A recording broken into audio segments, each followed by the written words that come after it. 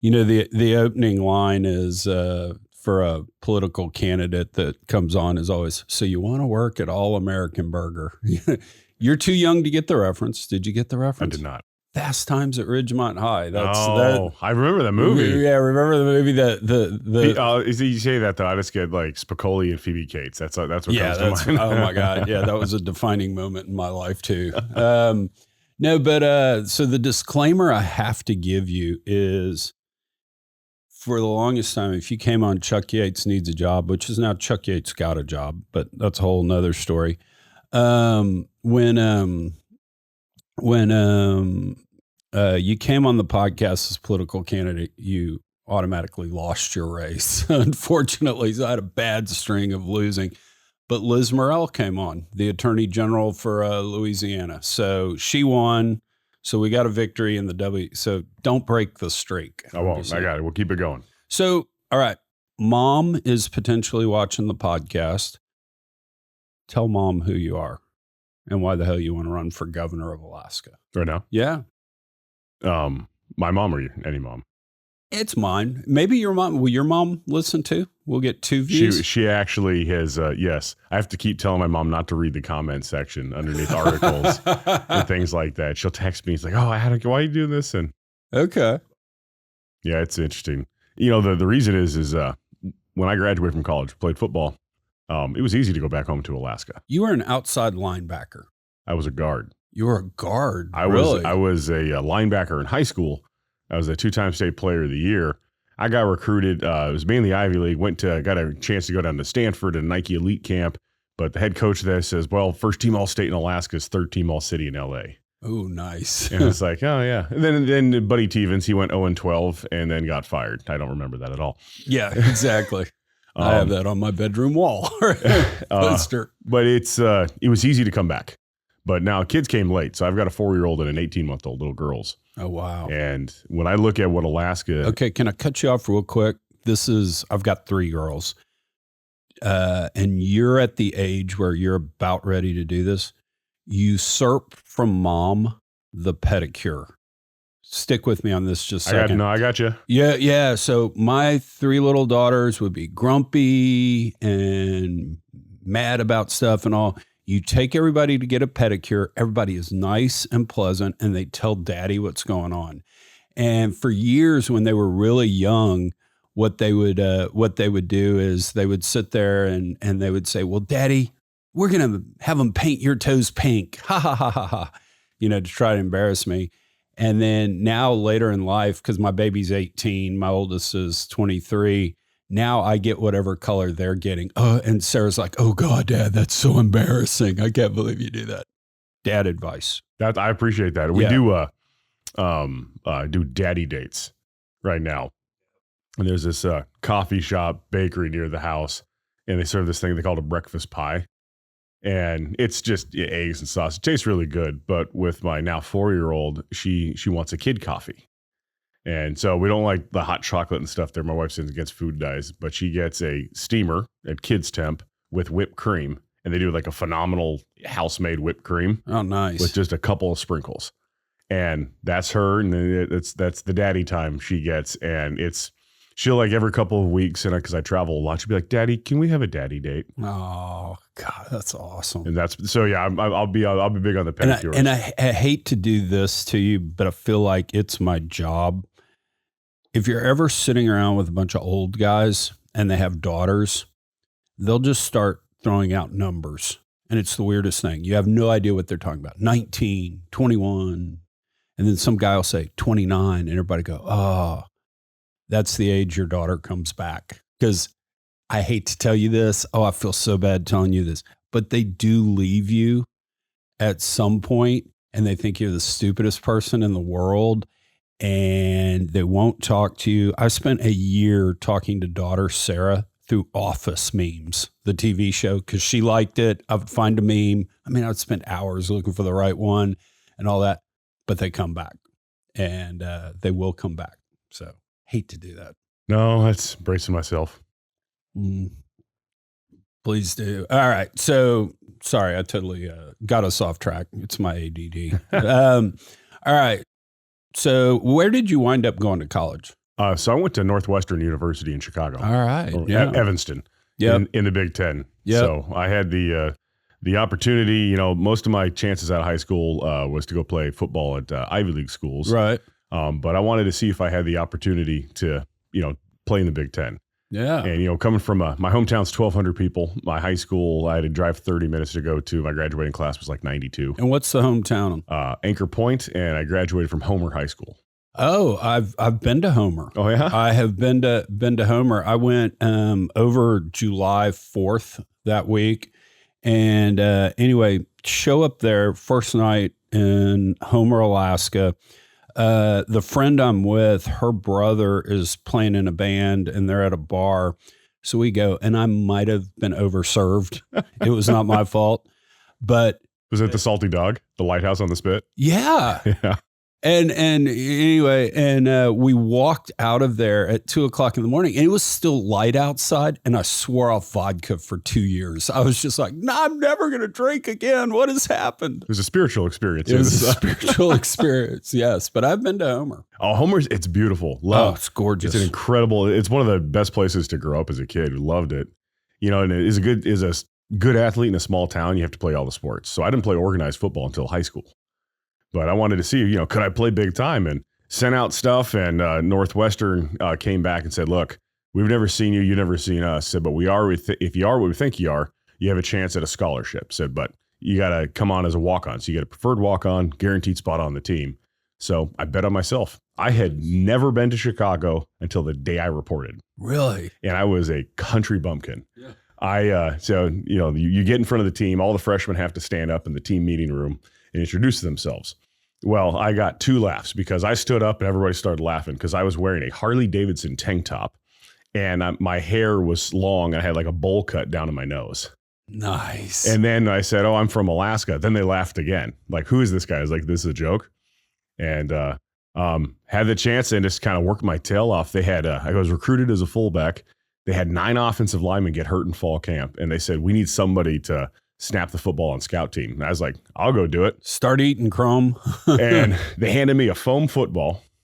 The quarterback had a real one, and I would get in the stance with the team, and I would do a fake snap on the scout, and then do this. And after a couple of weeks, they said, "Well, do you want to stay here?" I'm like, "Yeah." I said, "Okay, well, you got to gain 50 pounds." Because it was like 260 at the time.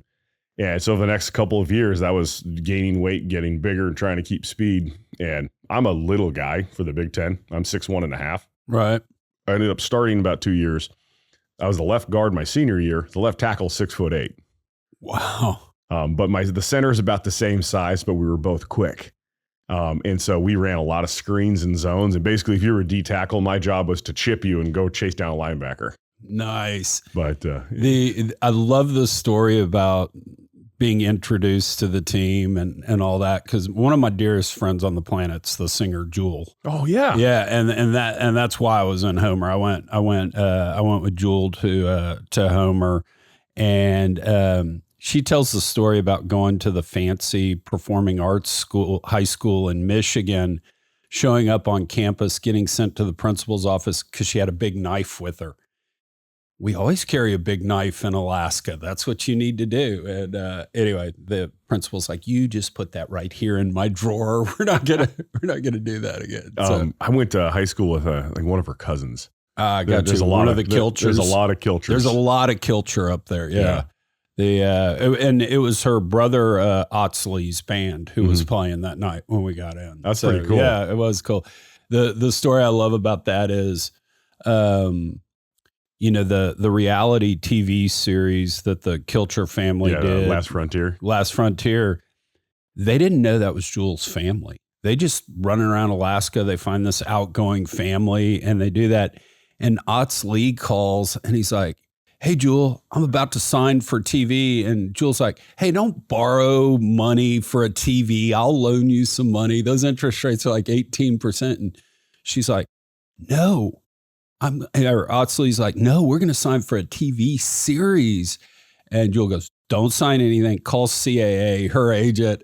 And all of a sudden you've got these hillbillies up in Alaska with CAA representing them. Oh, that's pretty great. And National Geographic's going, "What the hell did we stumble into?" But yeah, that was fun. So graduating. So was Fitzgerald your coach? He was. Okay. Randy Walker is who recruited me. And before the start of my 4th year, he sadly passed away of a heart attack. Right. He was only 53, in great shape. Yeah. And then Coach Fitz at age 31 that summer was named the head coach. Yeah. So my last 2 years was with Fitz as the head coach. Was Fitz as good a dude as they kind of say? Fitz truly is. Yeah. I love that story. Honestly, and I didn't even know this until years later. He was the recruiting coordinator at the time. No way. And he never once told me this or shared this until after I finished playing, his family wanted to come to Alaska. And this is years later. So his family came up and we took him fishing and we showed him around Alaska. And Fitz shared, my brother asked him, said, "Hey, how did you remember? Did you remember Adam?" He goes, "Yeah." So 1 year, Pat Fitzgerald was the linebacker coach at the University of Idaho. One of my older brothers played there and I went there to a summer camp. And no way. So when I had sent my stuff into Northwestern, he remembered the family name and said, "This guy's worth taking a chance on." No way. Yeah. Oh, that's awesome. And and it was he's such a cool dude. He never once held that against me, like I owed him anything. But he shared that. And even a couple of weeks ago, he actually held a fundraiser for me in Chicago. No way. Yeah. Oh, that's so cool. I love that story because unfortunately the history of head coaches at alma maters is just abysmal. And so him being able to kind of have some success and stuff was winningest coach in Northwestern history, won 5 bowl games when the school had only won 1 historically. Yeah, exactly. No, that's so cool. Being a Rice guy, it's like always. Plus Northwestern was one of my investors back in the private equity days. So how long before you get back to Alaska? About 6 p.m. tonight. No, but after Northwestern. Oh, how long? So I finished playing. I walked. I played that fall, and then I decided to hang out for about another 5-6 months. I lived above an LA Fitness, and so I was done with coursework, done with playing football, and I kind of wanted like a relaxed time. So I became a personal trainer. Oh, nice. And was training for Northwestern grad students. And I did that for about 6 months and then decided, okay, now it's time they got to move on. Gotcha. So you go back to Alaska. What do you do? I start working for my family company. Okay. And so it's the largest post-secondary training school in the States, mainly known for truck driving and eventually gets a large welding program. So I was pre-med and I needed 1 class. I didn't take physics in Northwestern because the lab was during the morning when we practice in the mornings. Right. And so all the other sciences, and I was like, okay, I need this 1 class. So I kind of slow roll it while I'm working, and eventually take the MCAT. And during all this stuff, the family company keeps growing. We get companies, Alaska Native corporations, asking us, "Hey, can you provide this career readiness?" And my brothers are like, "You know what, you got to contribute." And so I got sent out to Point Hope, Alaska, at age 24 to teach career readiness. And the goal was to just get folks who are going to pay attention and show up to class, who's willing to learn before the Native Corp pays to send them into town for an 8 to 12 week program, which is, pretty expensive. Do what I say or else you'll be doing what I'm doing now. Yeah. And it was just a great learning experience. And it kind of rolled, the 2009 ExxonMobil kicks off the Point Thompson project. And nobody in Alaska would really meet with them from the training contractor because no one believed Exxon was doing work. Because after the Exxon Valdez oil spill in the settlements, they ghosted. Yeah. And so they're getting calls and people haha, yeah, Exxon. They'd hang up. And I was down at the truck range. I was helping with the trucks, and my sister says, "Hey, Exxon calls. They want to meet." And my brother say, "Oh, just take Adam." And so I was in steel-toed boots and Carhartts. And we drove into Anchorage, went to Nordstrom's. I went into the dressing room, took off my clothes. My sister throws me underneath the door, a pair of khakis and a polo. And I come out with the tags and we buy those and we go to this meeting. And they say, "Hey, we've got this corporate policy. We may send guys to the field and it's going to be either by boat or helicopter." And so they have to have this helicopter underwater egress trainer, Hewitt. And they say, "Can you guys provide that?" And I said, "Yeah, we can do that." We couldn't do that. Yeah. And we left, and I ended up finding this government contractor talked them into coming up, and they put us through the ringer. We rented out this pool. We had these survival suits, and they put us through the ringer to train us on all Did you of actually do that? Yeah. I've never done that. And so I'm not going offshore. And we talked to Exxon, instead of doing the full modular like dip thing, we had this was called a shallow water egress trainer, which is looks like a portable airframe, but you can still test guys. You can invert them in water, and they still have to practice pushing. So they said, yeah, that'll work for our protocol. And so we put this ad, and we did hundreds of people in like 8 weeks of training, all the pools we could find in the Anchorage and Matsu area in Alaska, swapping the suits out in Exxon. It kind of rolled from there. And it moved into, oh, can you do this? And it ended up being that I helped rewrite and then deliver the orientation program that everybody had to take before they went on site. No way. And then it moved into a leadership training stuff. And again, I'm in like my mid-20s at this point as we're moving these things along. And it just kind of kept rolling from there. Well, I was pre-med. I had taken the MCAT. I'm applying to medical school. And I go to a wedding, and it was the teammate, the left tackle I told you about. He married his college sweetheart. Well, I met her sister at the wedding, and I married her. Oh, wow. And all right. Long distance. And at of the second date, she tells me, she goes, look, she's an electrical engineer. She goes, it's my goal in life to be a stay-at-home mom. She goes, I won't wait a decade for you to be able to provide that. And so it was like On the ultimatum. second date. But she was the one. And so I completely changed my whole life around. But I was like, you know what? All right, well, my prospects are in Alaska. And she goes, okay, well, I'll end up moving to Alaska. And I was like, I don't want to give up all this, like my lifetime of like science education. So I literally Googled, it was like a master's executive program, health oil industry. It's like, what's going to come up? And Johns Hopkins program came up. Okay. I called the program director, said, all right, man, this is where I went to undergrad. Here's my scores. He says, welcome to the program. Nice.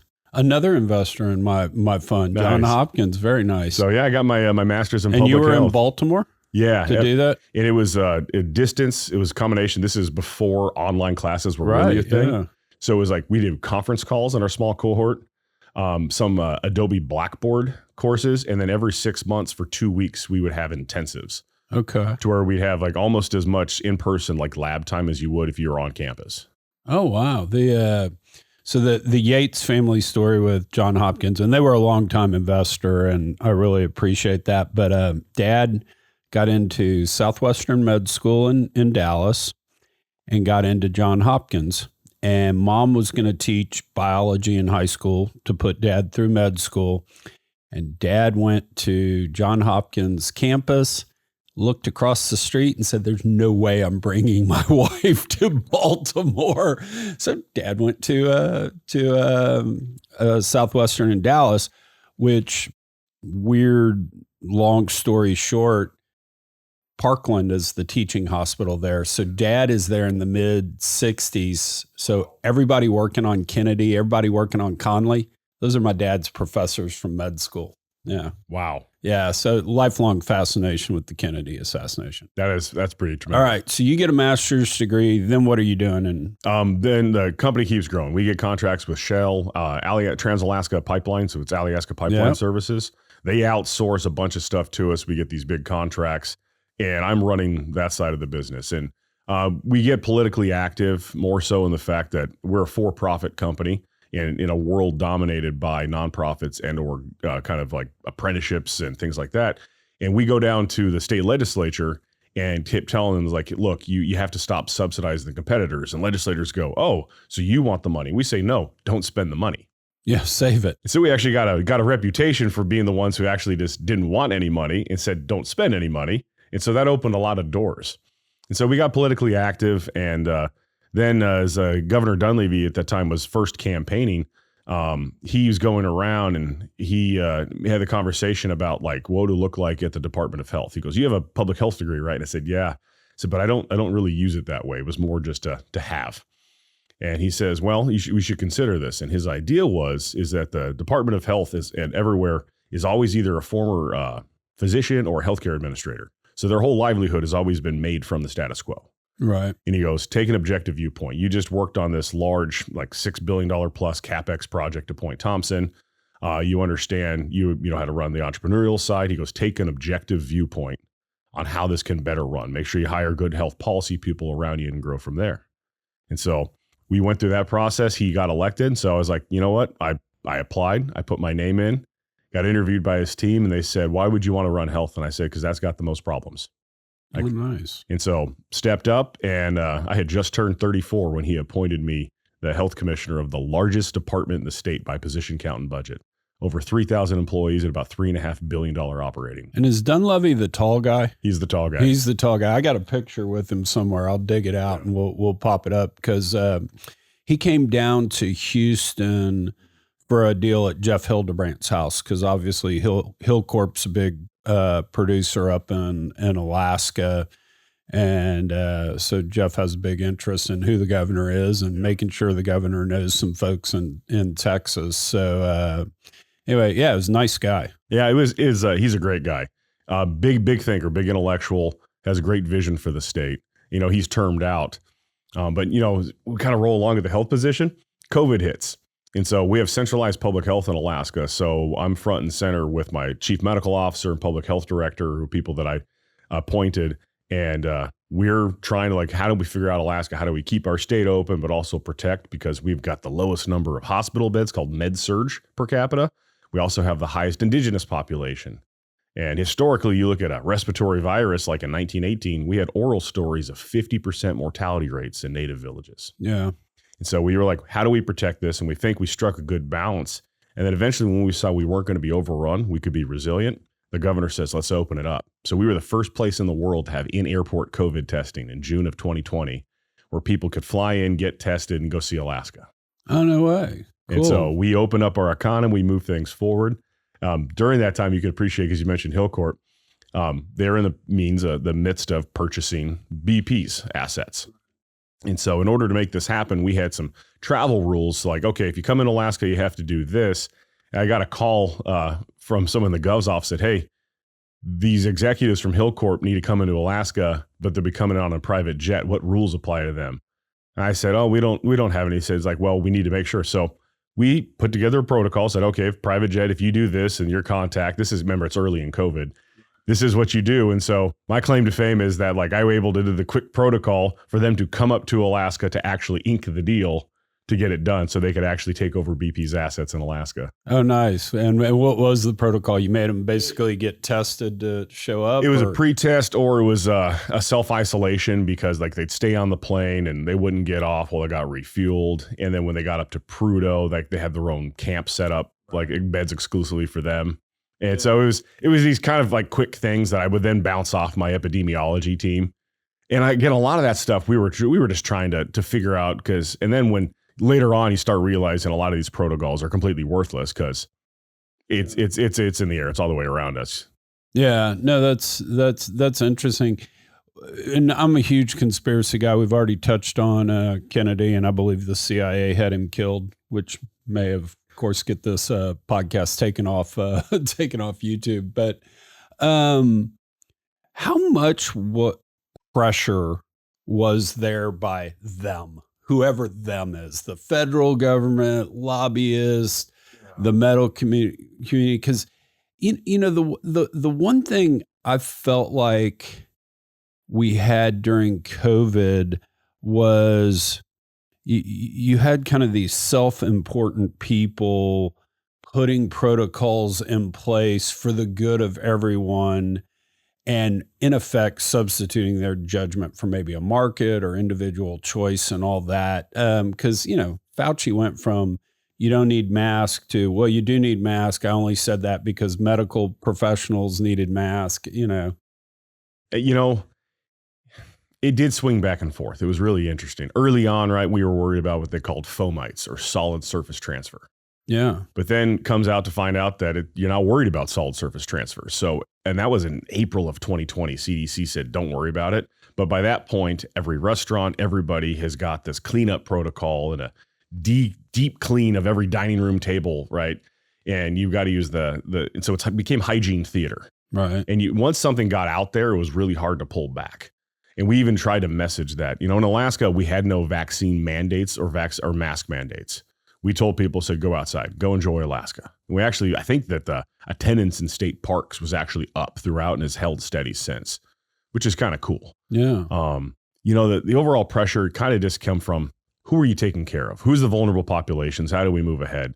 And we got a lot of diverse groups that you're trying to manage. You've got the hospitals themselves who've got overworked staff. They're scared because they've got stories of their colleagues that have got this, viral overload that they've either gotten sick from or passed away from. And so it's balancing all of those competing interests. And, I would say from the federal government side, we really just had a ton of support in that if we needed resources, because we had to have extra money and support just to make sure, look, we've got these congregate settings. We've got to bring in and import thousands of workers to run the fish processors because we've got, most of the seafood harvested in the U.S. comes from Alaska. And so you've got these tiny little towns and villages that thousands of people need to fly into and live in. What protocol are you going to do this? And so the federal government, both under Trump and the Biden side on that part, gave us a lot of resources to make sure that these guys were supported, because once you manage a harvest and then you stop managing it, it could collapse the harvest. Like if you don't fish for the fish, like they could overpopulate, and then the next year you're not going to have the same runs over time. And so you have to make sure you do this maintained. So I would say from our side, it was just the internal balance of politics and really getting to the fact that what is rational and how do we move ahead? It is very frustrating when you come to find out 2 years later that the 6-foot rule was made up. Yeah. Things like that were very frustrating. And honestly, I knew from, doing industrial hygiene work in the oil patch that if you wear a mask, you have to be fit tested and you have to be clean shaven. Yeah. Right? You've got a sign on the wall right about H2S poison gas present, right? That's things like that. If you got a beard wearing a mask, you're dead. Yeah. I've got a beard. I've always had a beard.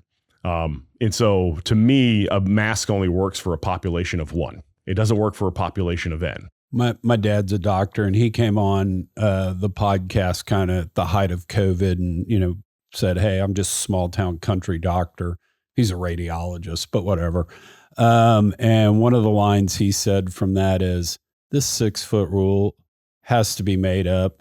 I can sneeze 20 feet and I'm not even an expert at it. Mm-hmm. I haven't practiced, you know? Right. And so that was an interesting time. I'd love to actually see some objective history, because I kind of get, on one hand, we don't know, but early days, the data was, it's just not that bad.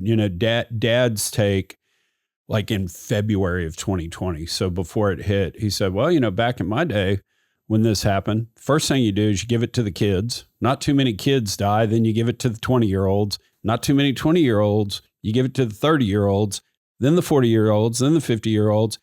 And the whole time you lock up the old people because they die from anything. Mm-hmm. And Dad's like, we'll be done in 6 weeks. Well, I've herd immunity at that point. And that's, going forward, when you look at in public health school, the things they tell you to worry about the most is a highly contagious airborne respiratory virus.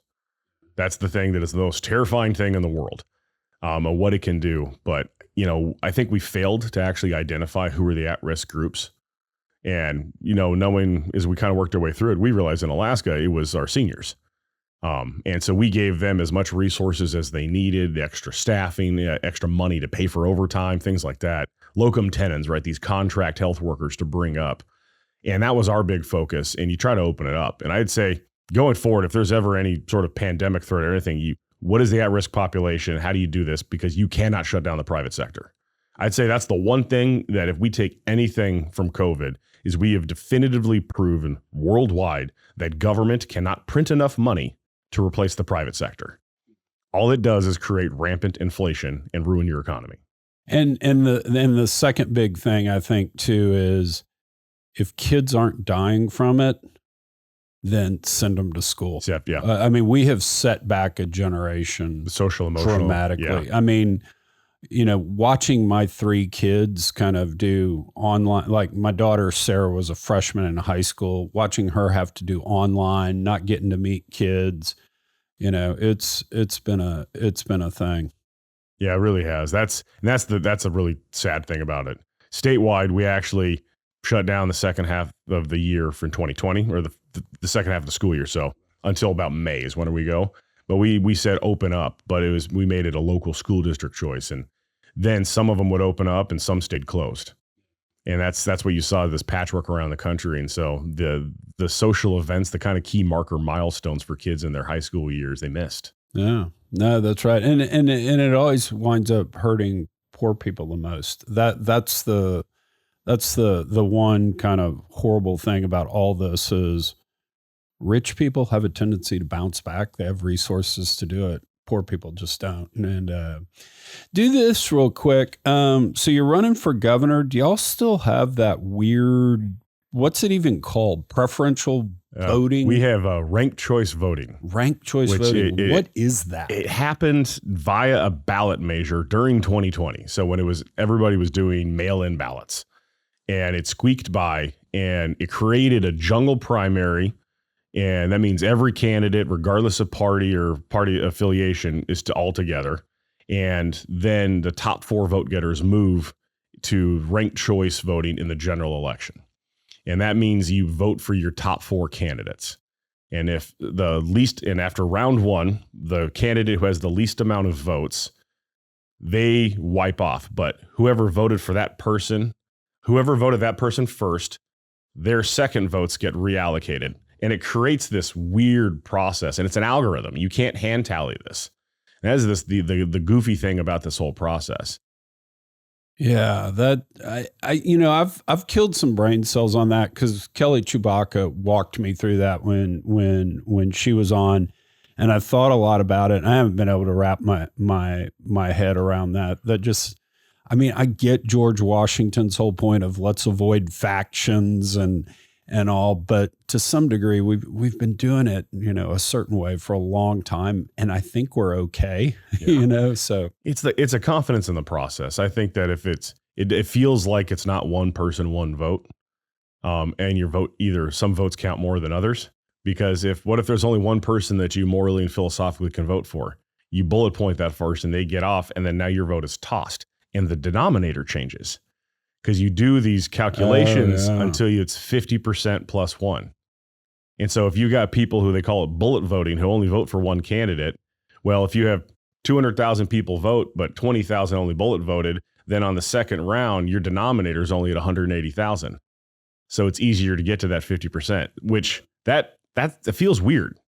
Well, and there's an element there, and I'm talking to my future second wife out there of, there doesn't really need to be ranked choice voting when it comes to finding your wife. There's just an element of having backup. I don't know. It feels weird. So how many folks running? It is a crowded race. And so there's 12 Republicans and 2 Democrats in the race right now for Alaska governor. It's interesting because the governor's termed out, people jumping in, and the parties don't have any control over it. And so it's a free-for-all. And people feel like, they got their name, because if there's so many people, then the margin of the vote share you need in order to actually move forward to be in top 4 is really small. What we've seen in Alaska since the elections doing this system in 22 and 24 is in 22, we had like 192,000 votes in the primary, which decent turnout for a primary for a state of 740,000. In 24, that 192,000 in the primary was 108,000. Because people feel like the primary doesn't really matter. Interesting. And so it really drove down turnout in that, which when you've got a massively crowded field, kind of negates the point. Right. Exactly. So most of my audience is energy stuff, although, what's crazy? In today's world, this is kind of our shtick around here, is that content's the greatest source of leverage you have with the reach of the internet.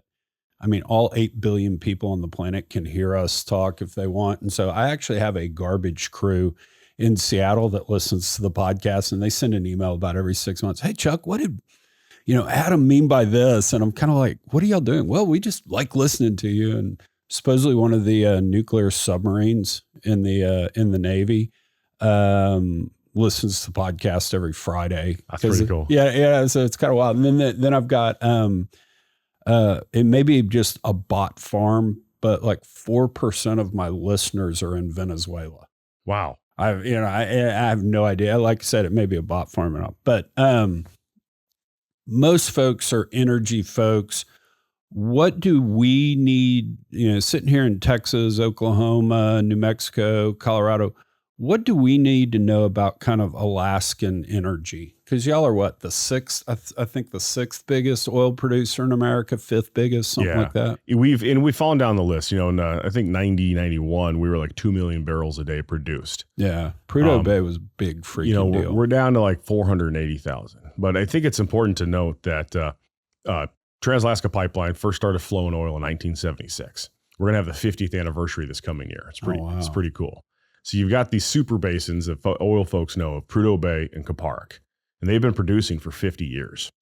Well, coming online, we're going to have Santos is doing the Pika project, which is just a little bit west of Kuparuk, and it's advancing towards NPRA, or National Petroleum Reserve Alaska. And it's this formation called the Nanashuk.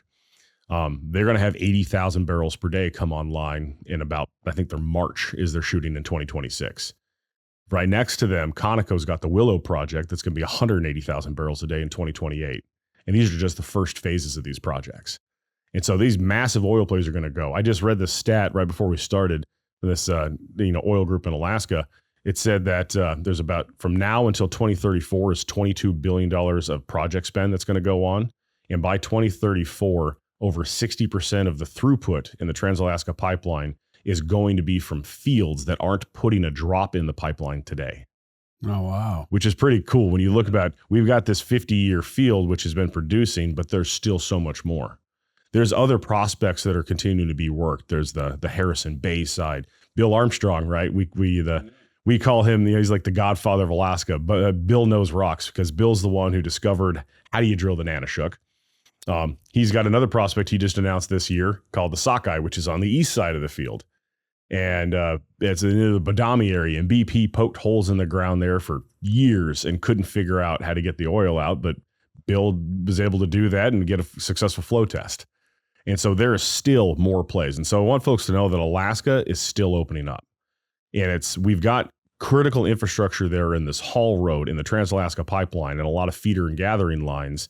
And these other fields are really starting to open up and going to be putting more and more oil in. We actually project that we're going to have more throughput in the next 2 years than we have today, which not the case in a typically declining field. Right. Oh, that's cool. That's cool. Is there an energy initiative, an energy law, energy government related thing that you'd want to change if you became governor? It's the getting folks to understand how our tax system works. And Alaska residents, there's a lot of misinformation. They'll get fed a bunch of different stuff. We just hit like the longest, most stable tax regime we've had, and it was like 12 years without changing it. But every couple of years, there'll be a ballot initiative to do this, saying that we're not getting our fair share. But the reality is we have a net tax system. And because it costs so much money and it's such a long lead time, you have to spend billions before you see any money out of this. And it really just pushes the tail, right? So the state doesn't get cash flow positive from the oil production tax for a couple of years, but the tail of the revenue gets shifted out longer. But this means companies have to have some return on their investment in order to develop these resources. We still get the royalties collected off that. There is a portion, and that actually goes into our permanent fund corporation. So I'd say getting people to understand that, to make sure that keep it stable, because that was the entire point of this. It was called SB 21. It was a Senate Bill 21 in 2013 that got passed to change from this massively progressive system called ACEs. And this has allowed us to actually have smaller companies come in, but also look at these projects and actually develop them over time. And now we're getting this reward out of it. Gotcha. All right. My pet peeve, believe it or not, and no idea how this became my thing, but it is my thing. Freaking hate the Jones Act. I cannot stand the Jones Act. You've got to hate it too, right? It is very limiting for Alaska. I didn't even realize it was a part of it or similar. There's something called the Passenger Vessel Act, which is similar to the Jones Act, and that actually restricts cruise ships. And so our congressional delegation during COVID in 2020 had to push a 1-year exemption to the Passenger Vessel Act for Alaska so we could have cruise ships in 2021. Yeah. It's the most amazing thing that they have to do this. And, you see these laws, and we can fact check, but it was sometime in the 1800s was when the Jones Act was passed. I think it was. I think it's 100 years old. So it was like Maybe it's 100 years. Okay. 1908 or whatever. And it was basically a senator from Washington wanting to screw with Alaska. Yeah. Yeah. And it restricts how, it basically, for folks who don't know, unless it's an American built flagged vessel, if it's a foreign flagged vessel, it can't go from an American port to an American port. It must touch into a foreign port first. Yeah, it's built in America. It's staffed by Americans, and it sounds great in today's tariff protectionist world. It sounds great. The problem is, I mean, we've built one Jones vessel in the last 5 years, something like that. We have completely outsourced all of the shipbuilding in the world, and so therefore it really damages us in Alaska. Well, and y'all have all the natural gas on the planet. And if we could put that on ships and take it to the West Coast, that would be great. And we have one, and I believe, we'll fact check this, but I believe it's 40-year-old vessel in the Jones fleet that could actually transmit that natural gas, that LNG. And I don't think we can do anything with propane. So it's like we have one vessel that can do this. And it limits the resources we can get off. You talk about our natural gas. We have all the oil. We have, it's like 50 trillion cubic feet of known proven reserves and 220 trillion cubic feet of probable and like 590 trillion cubic feet with technological advances because of methane hydrates. We have so much gas, and we're so far west that a lot of people don't realize how far west we are and removed from the United States.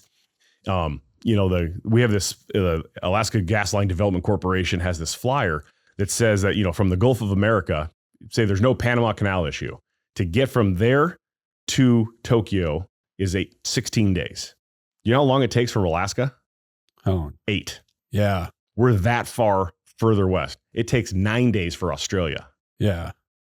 Isn't that crazy? No, that's absolutely crazy. And to landlock all that resource, I have pushed multiple times. I have coffee, it feels like, I don't know, 2 or 3 times a week with Congressman Troy Nehls, and he's actually chairman of the Transportation Committee. And I have pushed, we got to get rid of the Jones Act, at least exempt energy from the Jones Act. I mean, military is. Massachusetts is sitting there. I mean, this is 2017, so it's a little hyperbole for me. They took a Russian tanker of LNG in Massachusetts at the Everett facility that takes it in. They are getting their natural gas not from Texas, but they're getting it from Trinidad because of the Jones Act. And it's like, why can't anyway? And I should have refreshed on the Jones Act and the implications for Alaska, but I did talk to Dunleavy about it when I was at Hildebrand's place. And he's like, yeah, right off the bat, 25% more. We pay for everything. Just stop hurting us. I'm not even asking for help. Just stop hurting us. Even if there was an ability to take LNG offshore from, say, Point Thompson, right, north of Alaska, ship that down because we're gonna have an energy shortage for a couple of years in South Central Alaska, where the bulk of the population is. We couldn't deliver gas to ourselves via tanker. Yeah, I know. That is the most absurd thing. It's the worst. And we were talking on the podcast of what we need to do. And my running joke is always, well, we got to get a Kardashian involved. If we can have we were actually thinking we could have a big concert to highlight the evils of the Jones Act. And think of the coalition we could pull together.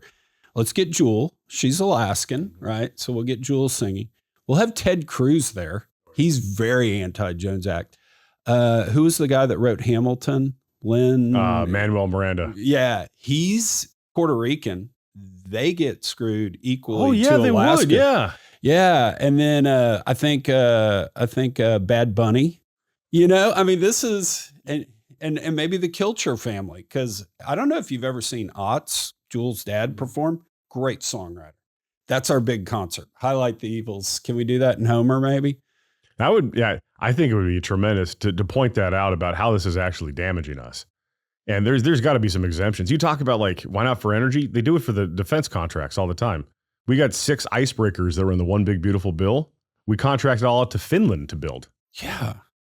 Yeah. And I even pitched Congressman Nels on, all right, we'll exempt people from the Jones Act stuff and we'll throw a tariff on it.